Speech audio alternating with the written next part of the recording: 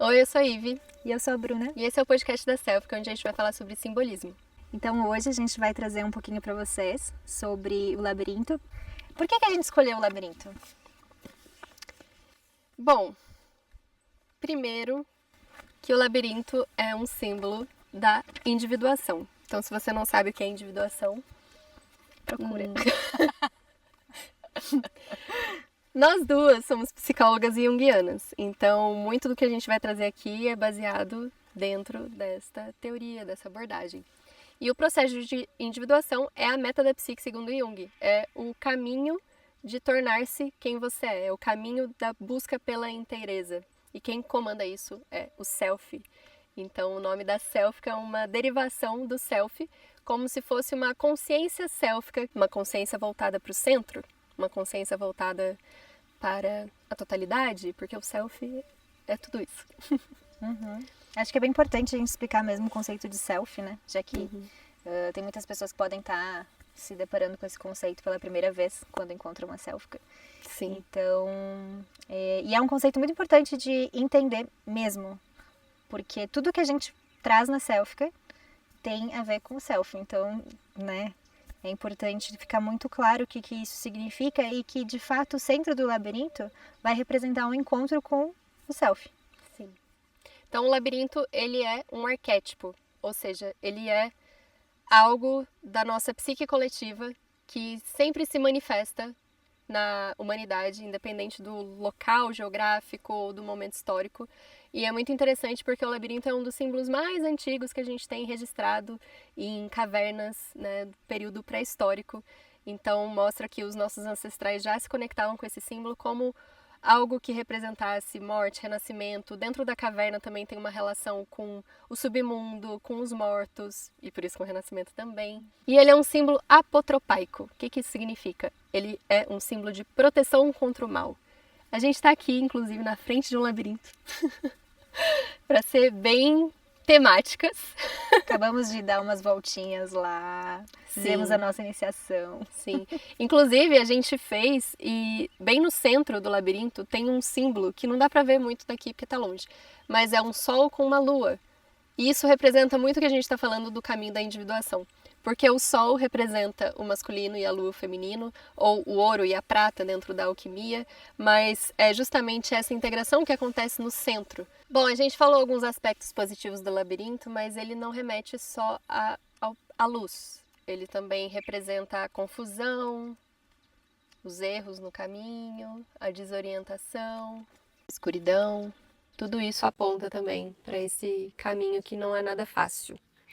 Eu acho que quando a gente pensa num labirinto, a gente olha, né, pelos meandros do labirinto e vê que existe um caminho para o centro, mas esse caminho não parece ser linear, né? A gente vê essas curvas e isso é uma metáfora para como a gente também caminha pela vida, que não é de uma forma linear, né? Então tem aquela máxima Deus escreve certo por linhas tortas.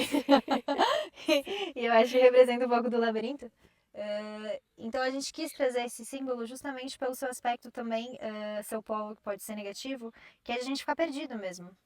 Perdido nas experiências da nossa vida, perdido sem saber para onde ir direito, né? Então traz essa sensação de que a gente quer chegar ao centro, mas nem sempre a gente consegue. A gente está fazendo caminhos que estão indo para fora do centro, né? E eu acho que tem uma coisa muito importante que é aquela distinção entre No inglês, né? entre labyrinth e maze. É, porque no inglês, labyrinth é justamente esse labirinto que é unicursal. Esse símbolo que representa o único caminho que leva ao centro, esse sim é o arquétipo primordial, né? Que a gente vai encontrar nas cavernas em diferentes lugares, como Pedra do Labirinto na província espanhola da Galícia, que é uma das mais antigas, tem no Túmulo da Sardenha. E o maze, ele tem a ver com uma confusão. Ele não é um único caminho, ou seja, ele é multicursal, e é como se, né, você entra dentro desse maze e você tem múltiplas escolhas, e nem sempre elas vão levar ao centro, né? Você pode realmente ficar preso lá dentro. Então, existe essa diferença, né, entre um caminho único que te leva ao centro e essa desorientação total, que representa muito também, psicologicamente falando, um estado de ansiedade, né? Ansiedade diante das escolhas da vida. Porque nem sempre a gente tem uma única escolha, vai e segue, né? Não é assim que funciona. A gente se depara com múltiplas escolhas e às vezes a gente se sente justamente perdido ali. Kierkegaard vai falar que a ansiedade é a vertigem da liberdade. Então é muito interessante, porque quando a gente está nesse labirinto multicursal, né, como eu disse, e você tem várias escolhas, você acaba entrando em parafuso com a sua liberdade também, né? Você pode se guiar pelas paredes, mesmo que isso pareça não te levar a lugar nenhum. Quando você olha de cima, a imagem é de pura ordem, né? Então, o labirinto também ele traz essa integração entre o caos e a ordem, porque quem está lá dentro vai experienciar o caos, mas quem olha de fora vê a ordem perfeita que vai te levar a esse encontro com o self. Tanto é que formam figuras geométricas às vezes, né? Sim. Um labirinto olhando de cima. Exatamente. Essa ordem. A gente está falando um pouco sobre essa dupla natureza do labirinto, que é paradoxal, que ao mesmo tempo que é circular, também é linear, que é simples, mas é complexa também, que é histórica e temporal. Ela fica contida nesse espaço, mas também, né, vendo de cima, é um espaço mais amplo. E acho que é interessante também dizer que o labirinto ele é um motivo iniciático, ritualístico. Ele às vezes entra em muitos filmes e mitos como um símbolo de iniciação, como um símbolo de descida. Sempre há uma transformação que acontece. E o motivo disso é porque muitas vezes ele tem esse objetivo de confundir a consciência. De perturbar temporariamente a consciência e confundir o iniciado, para que ele realmente siga o inconsciente, para que ele realmente siga o self, para que ele perca um pouco a noção de tempo e espaço ali dentro, né, também. Isso, né? Então, nesse momento que você perturba a consciência, teoricamente você seguiria mais, né, o caminho da intuição. Vamos ler um pouquinho então sobre o simbolismo do labirinto com alguns livros que a gente tem aqui? Que é legal. E tudo é muito legal aí, na verdade, dava pra ler tudo. Gente, ó, o livro dos símbolos gigantesco que a Bruna tem é muito legal. A gente vai ler aqui um pedacinho para vocês. Então, o labirinto é um símbolo antigo cuja forma enrolada e que surge naturalmente nas conchas marinhas, nos intestinos dos animais, nas teias de aranha, nos corpos sinuosos da serpente, nos remoinhos da água, na estrutura interna das grutas subterrâneas e nas galáxias que rodopiam no espaço, foi sempre bastante sugestiva para a imaginação. Foram encontrados meandros e espirais precursores do labirinto nas pinturas das grutas de povos pré-históricos, frequentemente incisos em figuras de deusas ou perto delas, em animais esculpidos, em paredes de grutas e em soleiras. Essas espirais labirínticas indicam a passagem simbólica do domínio visível do humano para a dimensão invisível do divino, traçando a viagem que as almas dos mortos teriam feito para reentrar no ventre da mãe a caminho do renascimento. Isso é bem interessante, né? Porque a gente vai falar sobre o mito do Minotauro e o quanto o feminino tem um papel importante dentro disso. E também vou trazer mais sobre o labirinto na Catedral de Chartres e como ele está conectado com a Nossa Senhora. Então, o labirinto sempre vai remeter a um aspecto mais do feminino, da ânima, né? E por isso toda essa dualidade, porque o feminino tem a ver com essa dualidade, né? Tem a ver com esse submundo, esse escuro do útero onde se cria, né? Morte e renascimento. E a própria caverna é uma representação do útero, né? Então encontrar o labirinto lá faz muito sentido. E é muito interessante, porque quando a gente vai falar de inteligência simbólica, a gente precisa pensar em agrupamento de significados. Então, os símbolos, eles se conversam, né? Então, quando a gente fala de concha, útero, submundo, feminino, escuro, espiral, ventre, tudo isso está conectado com esse princípio yin, vamos falar assim, né? E hoje, né? Como que o labirinto aparece hoje? Ele aparece nos filmes, tem aquele famoso Maze Runner, tem o Labirinto do Fauno que a gente assistiu, né? Pra até poder entrar ainda mais nesse simbolismo. Inclusive, não sei se todo mundo já viu o Labirinto do Fauno, se não viu, isso aqui é um spoiler, então passa, pausa. Assiste e volta. Né? Mas, falando sobre o final agora, realmente há uma morte, literal. no final do filme, né? Então, Sim. uma morte que culmina numa ressurreição, né? Então, como essas questões simbólicas aparecem mesmo nos livros, na literatura, né? Então, quando vocês começarem a se defrontar com essas imagens, é muito interessante fazer essas aglutinações. E hoje também a gente tem esses labirintos como imagens que a gente leva a atenção para meditação. Então, algumas técnicas de mindfulness, a gente fica olhando o labirinto. Então, isso é bem interessante. Nossa, que interessante. Sim. Não sabia disso, não. Justamente para fazer as pessoas desacelerarem, né? Entrarem num outro ritmo, como você falou dessa iniciação. De alguma forma, a gente fazer esse... até visualmente, sabe? Seguir esse caminho nos leva a um estado mais profundo de consciência. Porque o objetivo é sempre a expansão da consciência, né? Através da integração de partes que antes a gente não estava conhecendo, a gente não estavam sombrias, né? Então, eu acho interessante de dizer que fazer essa rota até o centro, que é ir de encontro a si mesmo, é uma rota de criação de cada vez mais consciência, né? Então, também o labirinto, ele é um símbolo de criação de consciência. Sim. Você faz a jornada e quando você chega ao centro, você integra algum aspecto. Então, você tem uma consciência mais ampla. Até porque se o labirinto é um símbolo de descida ao submundo, isso tem um nome, né? Catábasis. Não, catábasis. Anábase é a saída. É que a gente também volta, né? Então... depois a gente volta. Mas pra descer, catábase. O que isso significa, né? Descer ao submundo, psicologicamente falando. É você ir mais pra esse lugar do inconsciente. É você se levar ao encontro com a sombra. Nem sempre você faz isso de forma ativa e consciente, né? Às vezes é a vida mesmo que te coloca lá, de tanto que você nega, você vai de forma inconsciente mesmo. Mas quando você tá nesse lugar de labirinto de integração de sombra e chega ao centro, você se ilumina, você morre e renasce com um aspecto mais amplo de consciência. Você deixa para trás aquilo que era sombrio, né? E precisava morrer e ser integrado, né? Porque a morte, nesse sentido, também é um aspecto da integração. Tanto é que, se a gente for pensar, né, em catábase, a depressão, que nem você estava falando, a ansiedade, né, são formas que o labirinto pode se apresentar hoje em dia, no qual a gente pode ficar preso. Sim, perde o sentido, perde a orientação. Sentido mesmo até de orientação, né? Sentido nos dois sentidos. Sim, exatamente. Então, uma depressão pode sim ser uma catábase que você não conseguiu fazer a anábase, né? Que é sair encontrar esse caminho até o seu centro. Porque geralmente quem atravessa uma depressão acaba saindo dela com uma transformação muito importante da personalidade. Sim. Então, às vezes, a depressão mesmo é o próprio caminho iniciático, o próprio labirinto, porque a pessoa podia antes estar numa vida super, assim, nada a ver com ela. Né? E aí a depressão é uma forma de te puxar para dentro e dentro vai ter esse labirinto iniciático, né? Então, como o Self, ele é realmente, assim, muito sábio, né?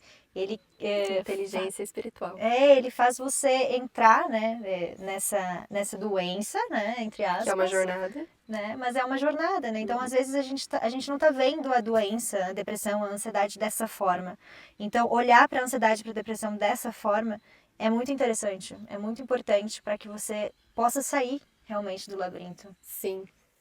Inclusive, falando disso, né, de jornadas iniciáticas, Dante atravessa o inferno e o purgatório porque ele tem um guia.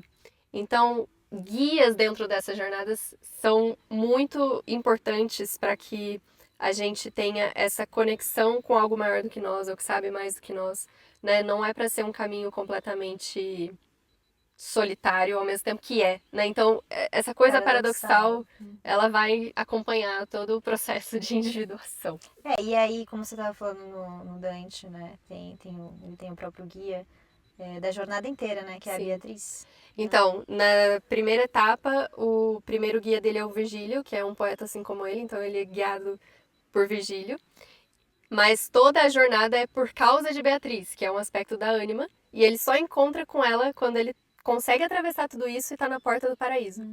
Né? Então ele encontra com a ânima no paraíso. Inclusive, a gente já pode falar aqui que o labirinto de Chartres, no centro, representa o paraíso. Então é quase que a mesma Que aí no temática, caso Maria, né? sim. Uhum. Então o feminino ele é a porta O também, motivo, né? o A motivo ânima. temático, né? Uhum. Arquetípico dessa questão do nascimento também para esse lugar mais elevado. É muito louco, né, o labirinto, porque às vezes a gente, dentro do labirinto, a gente se aproxima do centro e aí fala, nossa, eu tô quase lá. E aí vem uma curva. E você se vê cada vez mais distante do centro e fala, nossa, mas para onde eu tô indo? E de repente, quando você pensa em desistir, você tá próximo do centro novamente. Então, essa coisa de, tipo, esses caminhos, Espiralar, né, né? espiralados e serpentinos que vão e voltam e vai pra esquerda e vai pra direita. Então, toda essa dualidade realmente mostra como é o mundo do inconsciente. O mundo inconsciente, ele é o feminino. Tem uma coisa aqui que Jung fala que eu vou parafrasear, porque é bem interessante.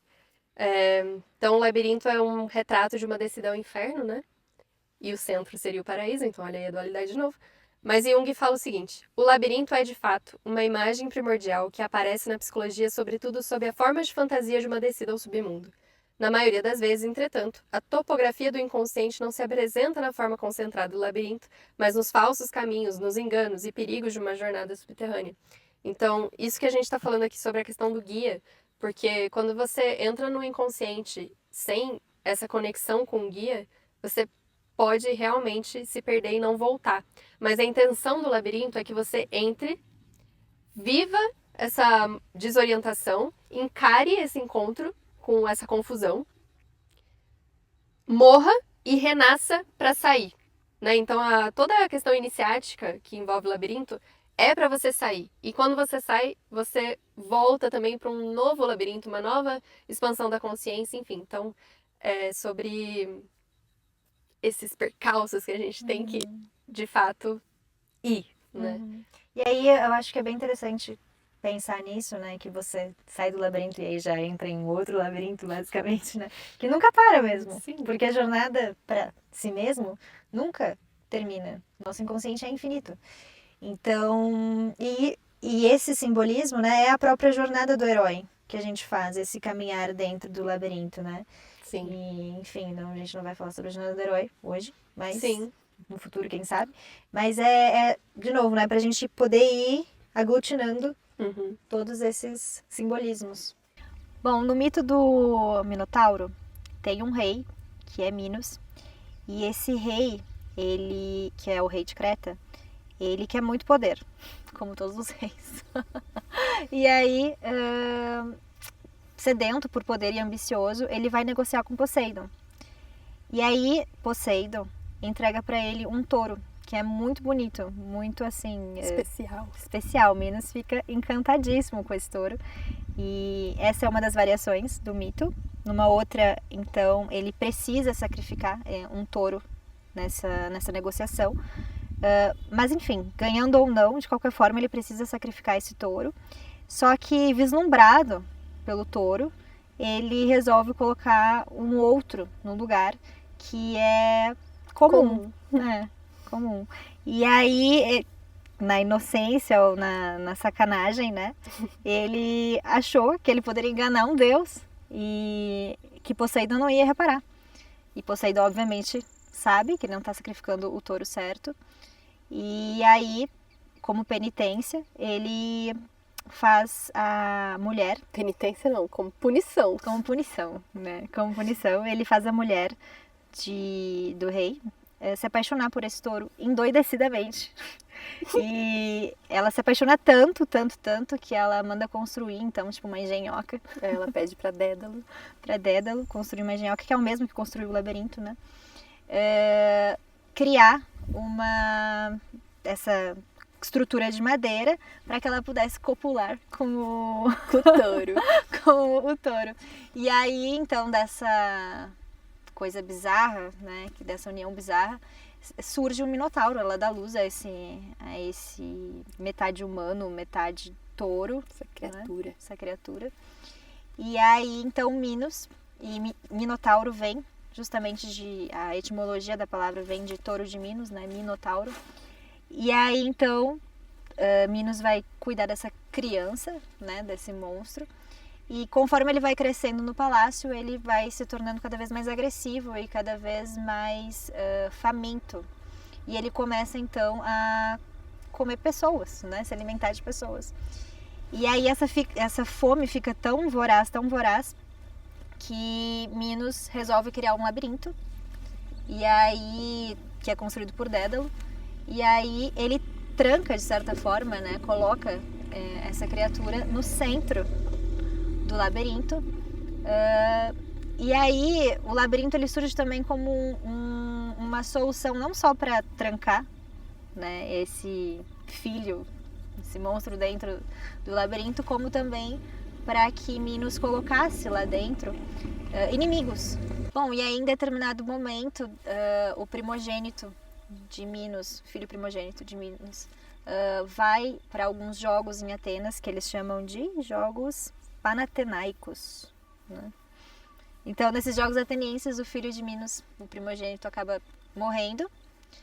E aí Minos, então, fica possesso, culpa Atenas, né, por essa morte. E como reparação, ele exige que o rei de Atenas, que é Egeu, enviasse a cada 9 anos 7 mulheres e 7 homens para serem comidos pelo Minotauro. E aí então aparece Teseu nessa história como um dos filhos de Egeu, de Atenas.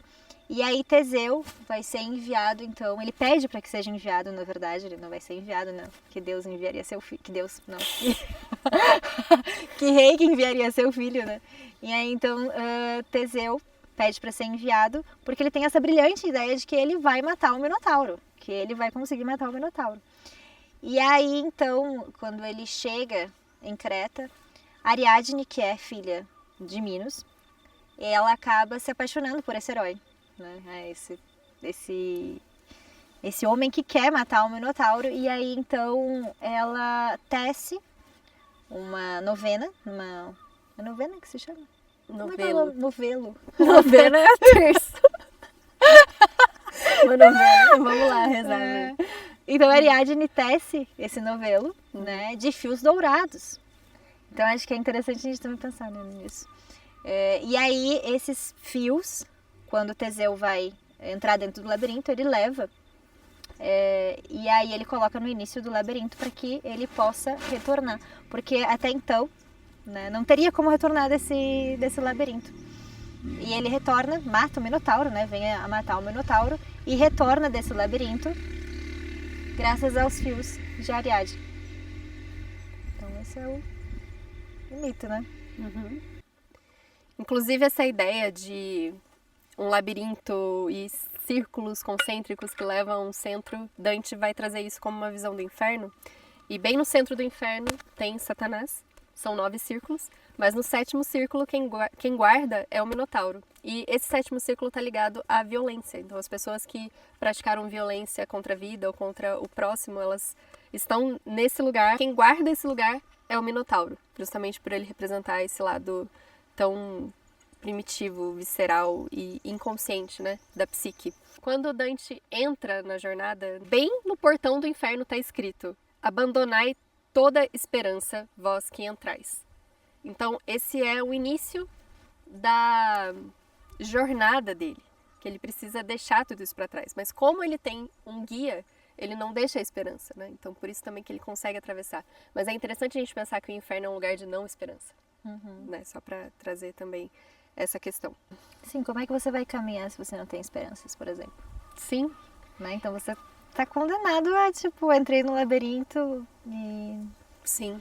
E esse labirinto, né, quando Dante vai começar a sua jornada, na verdade ele começa perdido numa floresta. E a floresta também é um símbolo desse feminino caótico, porque se você não tem orientação dentro de uma floresta, você pode facilmente se perder.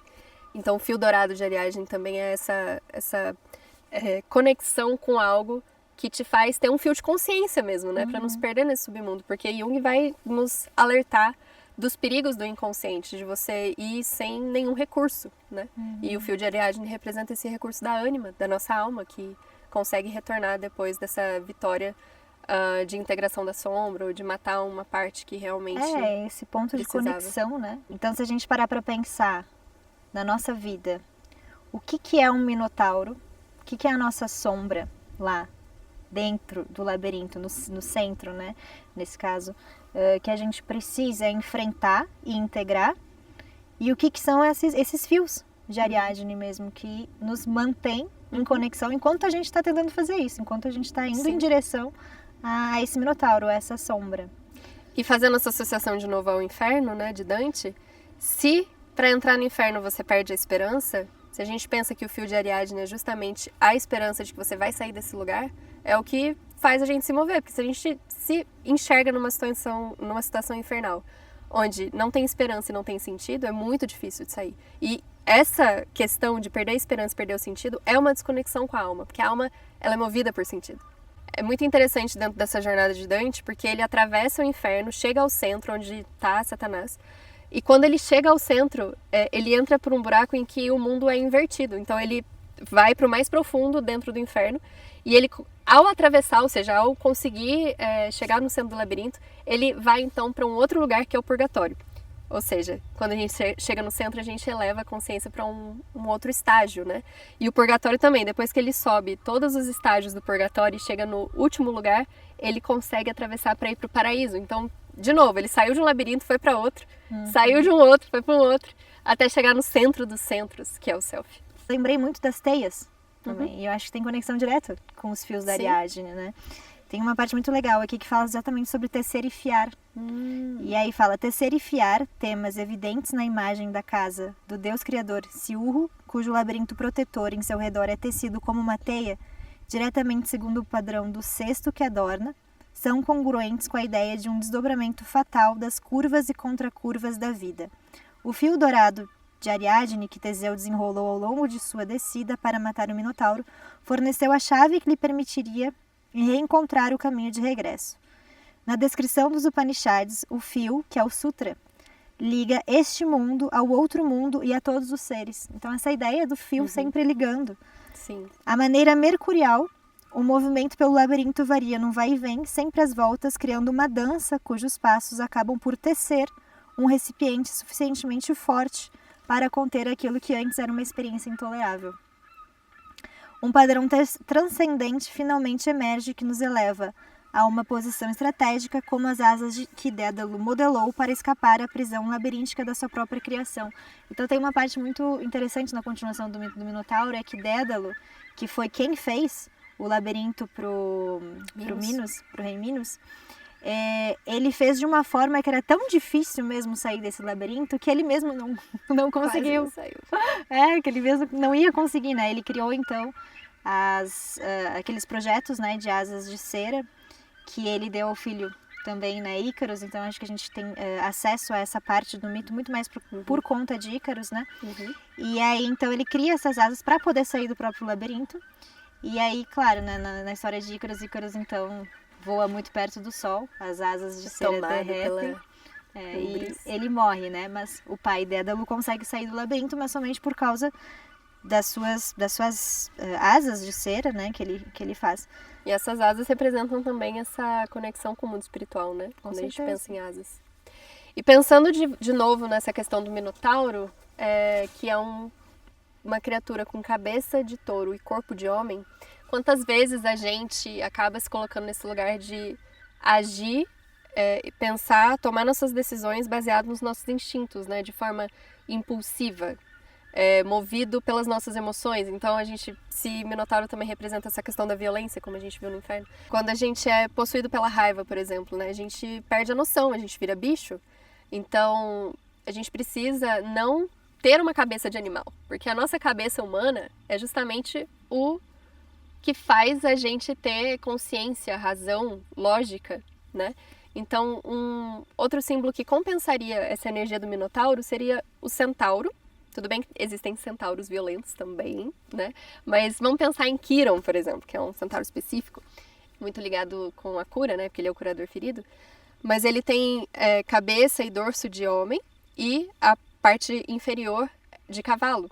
Então, o que isso representa, né? Que ele tem a conexão com os seus instintos, conectado com a terra, porque a gente precisa disso, a gente é realmente parte animal, mas uma consciência humana, né? A razão, o Quiron, também representa, ou se a gente pensar, né, até no símbolo do Sagitário, o centauro representa a filosofia, a sabedoria, os estudos. Então, a gente conseguir transformar o nosso minotauro num centauro. Porque ao fazer isso, a gente consegue também curar através das nossas feridas, né? Trazer razão para aquilo que nos aconteceu e poder realmente ter um processo de integração mais da albedo, né? Porque o minotauro é muito nigredo, é a massa indiferenciada, sombra, né? pura sombra. A gente não consegue separar o que sou eu, o que são as minhas emoções, o que são os meus instintos, para um processo de albedo que é racionalizar aquilo que te aconteceu, entender, transformar, compreender, né? Lavar essa coisa animalesca. Sim. A gente tá falando das etapas da alquimia, né? Então, mas é a mesma matéria. Sempre vem com a mesma matéria, que é o chumbo, né? A gente começa no chumbo, que é a matéria mais densa, para chegar na pedra filosofal, ouro, né? Na pedra filosofal. Então, essa matéria vai sofrendo esses processos, mas é a mesma. Então, é como se um minotauro, né, virasse o centauro. Então, como que é esse caminho? E aí eu acho que entra muito isso, né? De como a minha dor, então, vai ser elevada.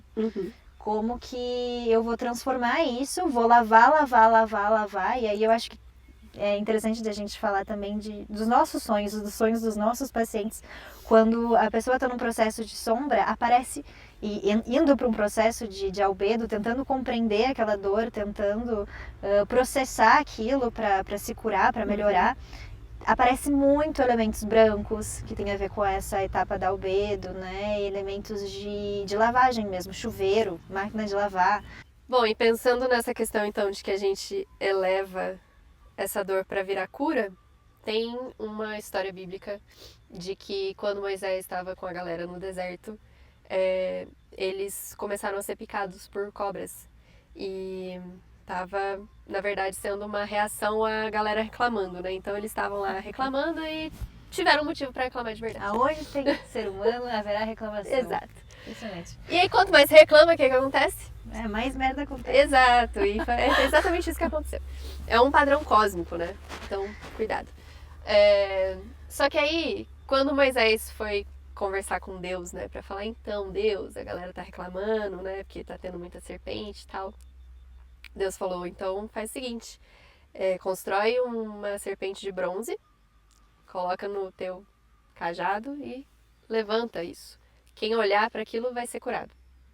Ou seja, o próprio animal que estava ali sendo a maldição da galera, que é a serpente, foi usada para símbolo de cura ao ser elevada, né? E as pessoas poderem olhar para aquilo e transformarem o que era veneno em antídoto.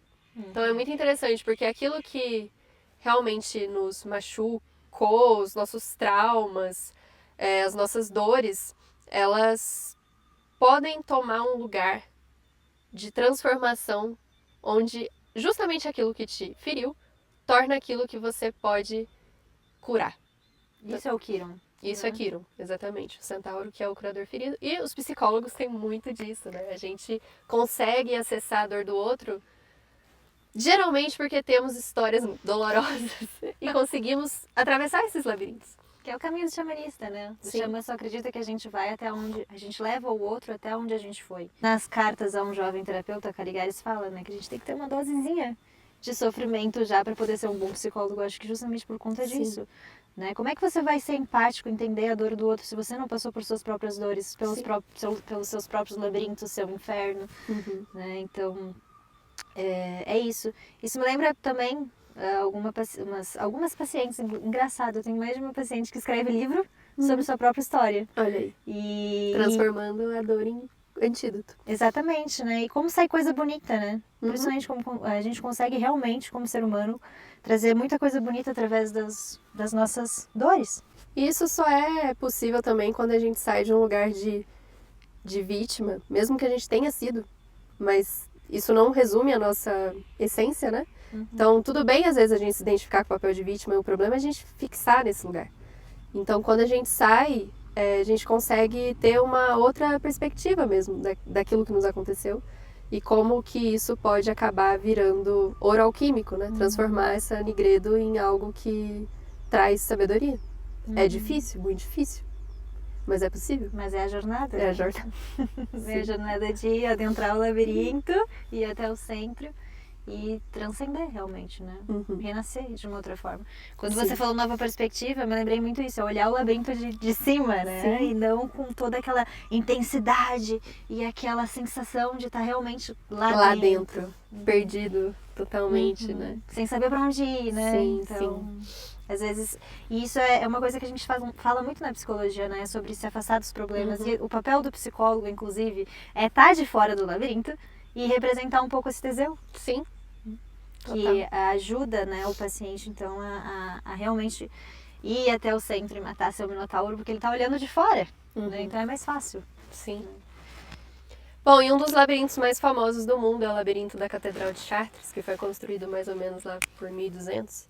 E ele é uma jornada iniciática que os peregrinos e os devotos faziam como uma representação de jornada a Jerusalém. E o centro, bem no centro, tem uma flor. E é interessante porque na construção dele tem exatamente 273 pedras que representam os 273 dias de uma gestação de 9 meses, que é justamente o que Maria viveu para trazer o Salvador do mundo. Então é como se a gente estivesse vivendo essa gestação. Olha aí de novo o motivo arquetípico de útero feminino, nascimento, transformação. Então esse labirinto é como se, através da intercessão de Maria e de toda essa jornada com ela, porque esse labirinto é dedicado a ela, a gente alcançasse Jesus e o paraíso bem no centro. Então é muito interessante mesmo perceber que o labirinto de Minotauro e dessa história, ele é um motivo mitológico. Não se sabe se realmente foi real, nunca se encontrou nenhum vestígio desse labirinto e tal, mas existem labirintos reais em que a gente pode participar do que é essa representação simbólica do mundo das ideias no mundo real, né? E o símbolo, ele é real também. A gente vai trazer muito isso, né? De que o simbolismo, ele é uma realidade psíquica. E a realidade psíquica, mesmo que ela não seja material, ela tem influência na nossa vida real, então ela é real também. Com certeza, isso a gente pode observar pelos próprios psicóticos. Sim. Né? Se eu, é a realidade dele. É a realidade dele. Se ele acredita que ele é Napoleão, ele é Napoleão. Sim. Né? Não tem como você dizer que, enfim, né? Sim, é que ele já perdeu o fio de Ariadne, já tá lá dentro, vivendo na floresta, enfim. Completamente submerso. Totalmente submerso. E por isso, de novo, a importância de um guia. Então, Teseu teve Ariadne, Dante teve Virgílio e Beatriz, Orfeu é um outro personagem também que foi ao submundo, né? Interessante porque submundo, Hades, poder, Plutão, tem tudo a ver também. Mas ele... São os donos desse mundo. Sim. Orfeu quer ir ao submundo para resgatar sua amada. E ele vai sem um guia, consegue fazer um acordo com Hades para que retorne com a sua amada, mas tem um detalhe que fala que ele não pode olhar para trás. Ou seja, depois que você passa por esse caminho, né, labiríntico, iniciático do submundo, o que você viveu, deixa para trás, segue até o centro, né? Passa por isso, não precisa ficar voltando à dor que você viveu. Mas ele olhou para trás com medo de que Eurípides, né? Eurídice. Com medo de que ela não tivesse atrás dele e ele a perdesse de novo. Então ele não confiou no fio, né? Ele não confiou no acordo que ele teve ali. E ao olhar para trás ele morreu, né? Então ele ficou preso no labirinto enquanto ela seguiu. Então a importância desse guia e de cumprir realmente, né, com o caminho até o fim. Você falou da palavra confiou, eu gosto muito, muito, muito de pensar nessa palavra, que confiar é fiar com Deus. Sim. Tem uma frase muito legal que fala assim: como Jung citou de um antigo alquimista, não importa o quão isolado você esteja e quão solitário se sinta, se fizer o seu trabalho de forma verdadeira e consciente, amigos desconhecidos virão ao seu encontro. Ao realizar a essência da nossa alma, simultaneamente nos conectamos com todos os seres vivos, com a natureza e com o cosmos. Em outras palavras, com Deus, aquele que endireita os caminhos tortuosos. Ai, que legal, que bonito. Então assim, amiga, me conta, qual que é o seu fio de Ariadne? O que te faz seguir? A natureza, certamente. Certamente. Não é à toa que a gente está aqui na natureza, gravando esse primeiro podcast. Porque sempre quando eu tô me sentindo muito triste, ou sempre quando eu tô me sentindo muito perdida, simplesmente olhar, dar uma volta na natureza, me reflete o meu self.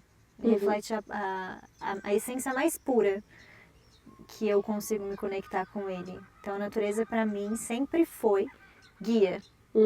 Inclusive nas minhas consagrações, eu só fiz uma consagração de ayahuasca, mas naqueles momentos em que eu estava passando pelos momentos mais difíceis, abrir o olho e olhar para a natureza, que eu consagrei de dia, foi extremamente importante. Música também foi outra. Sim. Né? Então música também para mim acompanha todos os meus dias, assim.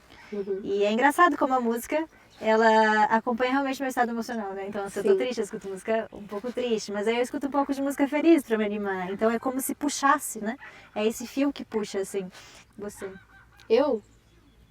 Pra mim, o que me faz passar pelo labirinto, acho que tem a ver com duas coisas. Uma é fé, tem a ver com a esperança, né, que a gente falou, mas uma fé de que tudo vai passar e de que eu tenho um guia, que eu posso conversar com ele, né, que pra mim é Cristo. E ao mesmo tempo, isso me leva à oração. Então a oração é o meu fio, mas de uma forma mais simples também, que às vezes não é tão simples, é o estado de presença, né? O estar presente, né? Quando eu tô muito confusa, muito ansiosa, muito, perdida nos meus pensamentos, eu paro tudo, assim. Eu paro e medito. Volto pro presente, sinto meu corpo. Respiração, né? Então, tudo que me traz de volta para o aqui e agora, assim, me faz ter uma clareza maior de que esse caminho é um passo de cada vez, né? Porque eu acho que esse estado de confusão, ansiedade, tudo isso é você querer já estar lá no centro. Uma pressa, né? Eu sou muito impaciente. Paciência, dona Eve. Então. Era o que a avó dela falava pra ela desde que eu mais ouvia. Paciência, dona Evelyn. Então, assim, o que eu preciso é parar e realmente estar aqui para não me atropelar. Você falou da meditação, né? E aí eu lembrei da respiração, que você sempre fala nas trees, que respiração é a chave do nosso mundo interno. E uma coisa que eu complemento ultimamente é falar que ela é nosso equipamento de mergulho. Como se realmente, né, ao submergir, ao submundo, a respiração é o fio que nos conecta com algo que nos traz de volta mesmo, né? Lá, quando você está no fundo do mar, você tem que só respirar. E a respiração parece ser, sim, né? Se você ficar brisando muito na ideia de respirar, parece um fio mesmo, né? Que te um prende fio ininterrupto. Que prende o seu espírito ao seu corpo. Sim, porque né? Então, se acabar já era. Inspira, expira, né? Se acabar, você morre. Ou seja, se perdeu no labirinto. Então, né? Sim. Então, se você estiver perdido no labirinto, respire. Respire, medite, ore, ou escute música. Vá dar um passeio na natureza, bota o pé no chão. Dançar também é muito bom. Gosto muito. E aqui fala, né, da dança cósmica, né? Sim. Então... a dança, inclusive um resumo muito bom que eu encontrei aqui, fala assim: o arquétipo do labirinto abrange diversas imagens. Então, para resumir, o caminho da vida, a mãe terra, o nascimento, a dança, a proteção contra o mal, a iniciação, a limiaridade, a descida ao submundo, a morte e o renascimento simbólico, a jornada em direção ao self, a grande obra alquímica e a peregrinação espiritual. E aí eu acho que vocês podem pensar também, né? O que é que liga vocês ao self, né? O que é esse fio? O que traz vocês de volta para o centro? E o que afasta vocês do centro? Que hábitos, né? Porque se a gente está falando de coisas boas, também tem hábitos nossos, Sim. e garanto que hábitos de vocês também, que afastam vocês do centro ou deixam vocês paralisados sem conseguir caminhar. Ou que vão te tornando cada vez mais minotauro. Exato. Porque se a gente... Morador do labirinto eterno.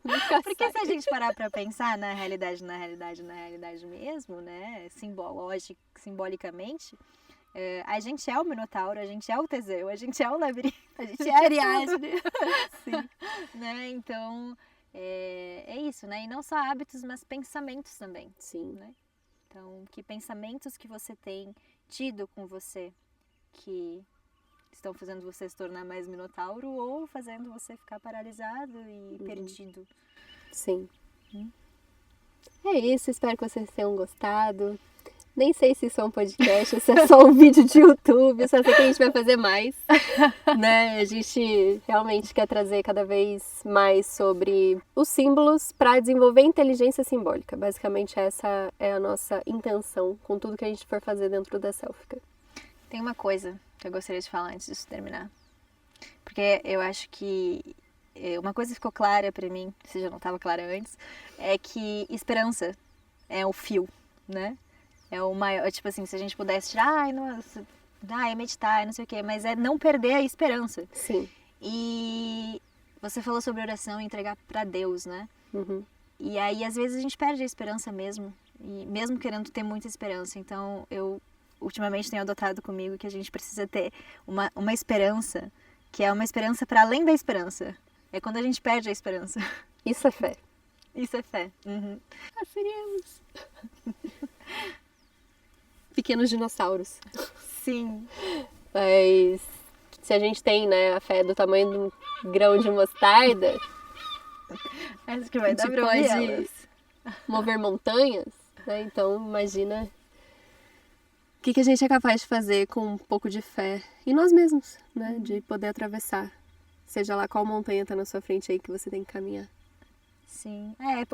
Eu digo realmente nesse estado em que você perde a fé em si mesmo, né? E aí, se você não mantém uma fé, se você não mantém a fé de que alguém tem fé em você, de que algo tem fé em você... Acho que o fato da gente estar viva é porque Deus bota fé na gente. Bota fé? Bota fé? Bota fé. Né? Se a respiração... Ó, a gente chegou no insight aqui agora, então. Se a respiração é o nosso fio de Ariadne, é porque Deus está nos dando esse fio para que a gente esteja vivo e enfrente todas essas jornadas iniciáticas. Nos dando de graça pela graça. Nos dando de graça pela graça. Então vamos honrar cada respiração. Mesmo que seja num lugar muito escuro, muito sombrio, vai passar. É uma jornada, o labirinto é uma jornada, né? Não é um ponto. Não. É uma jornada pro centro. Basta caminhar. Continue, Ana. Para o quê? Para achar a solução. Para achar a solução. É isso, pode parecer sem solução, mas é porque a gente tá vendo de dentro do labirinto, provavelmente, quando tá dessa forma, né? Tem uma frase do Jung, como que é? Em todo caos, uma ordem implícita? Sim. É Sim. o movimento do Yin Yang, né? Um pontinho de caos na ordem, um pontinho de ordem no caos. E como isso é uma dança, de novo. Ó. É o Flow. Assistam o Flow, gente. Um dia eu vou falar sobre esse filme. Você precisa assistir. Eu quero assistir. Sim. É isso. Então tá. Contem aí nos comentários se vocês já tiveram conexões com o labirinto, sonhos com o labirinto, ou se sentem. Nossa, sonhos de labirinto, meu Deus do céu, como tem. Sim. Tinha uma época que eu tinha um sonho que era um sonho repetitivo. Inclusive, sonhos repetitivos quer dizer que você tá aí, ó, andando no labirinto, sem entender, né, essa mensagem que está sendo passada para você. E aí eu tinha esse sonho de que eu tava numa casa. Olha como uma representação diferente do labirinto, né? Eu tava numa casa e aí essa casa tinha diversos andares, vários corredores, várias portas e eu estava fugindo de um monstro. Nossa, se não é um minotauro. Se não é um motivo arquetípico. No caso, minha sombra, né? Uhum. Então eu tava fugindo desse monstro e tinham muitas pessoas, né, comigo, ou seja, todas as minhas Personalidade. todos os meus divertidamente. E eles estavam ali, né, fugindo comigo. E aí, aos poucos, eles iam desaparecendo, porque o monstro ia pegando essas pessoas. E aí, eu, então, corria nesses corredores e abri uma porta. E quando eu abri uma porta, era mais um corredor cheio de portas. E aí, eu abri uma porta, era mais um corredor cheio de portas. Então, ou seja, um labirinto, né? Uhum. E aí, em determinado momento, eu abria uma porta. E aí, nesse momento, só restava eu. E quando eu abria essa porta, eu me dava de cara com um lugar onde tinha uma parede no centro. E nessa parede tinha uma janela que dava pra lugar nenhum. Tipo assim, eu via a parede no centro, a janela no centro. E dava pra ver os dois lados da janela. E eu ficava tipo assim, que é isso? O que está acontecendo aqui, né? Uhum. Eu tenho que atravessar essa janela, né, de um lado pro outro, e eu nunca consegui atravessar essa janela. Eu nunca... Por isso é um sonho repetitivo, né? Sim, sim. Assim, eu lembro até que eu colocava um banquinho pra tentar... Uhum. E aí, quando eu ia entrar no banquinho, não dava, sabe? O monstro me pegava, uma coisa assim. Então... O não sei. Minotauro te pegando aí. Naquela época eu provavelmente devia estar em trabalhos de sombra bem Sim. intensos, né? Eu não me lembro. Parou Mas, de repetir? claro, parou. Venceu o labirinto, renasceu uma nova pessoa. É isso. Então tá, bonitinho. gente. Espero que vocês tenham gostado. Esse foi um episódio 0. Como que chamam quando é um primeiro episódio? Piloto! Esse é o nosso piloto. Então, a gente tá descobrindo ainda como faz isso, mas a intenção é que realmente seja essa conversa, né? Que vocês participem um pouco de como é a nossa vida. A gente vai desenvolvendo o raciocínio, vai descobrindo coisas que a gente pensa, pô, seria muito legal se as pessoas pudessem estar com a gente nesse momento, se elas pudessem estar sentadas com a gente nesse momento. Então surge um pouco das nossas conversas, assim, e do quanto a gente gostaria de ter vocês junto com a gente. Olha só aqui. Sim, Né? é isso, essa é a nossa intenção. Beijo, gente. Até a próxima. Mas é difícil, agora já foi esse formato. Não, a gente pode começar tudo de novo. Eu até acho que é melhor. Nossa! Vou gravar isso aqui. Não! Oi, eu sou a Ivy. Vem aqui, senta com a gente, vamos conversar um pouquinho, ó. A gente trouxe um monte de livro, um monte de coisa, um monte de leitura. E vai ser essa salada que o final é o começo e o começo é o final. Igual um labirinto.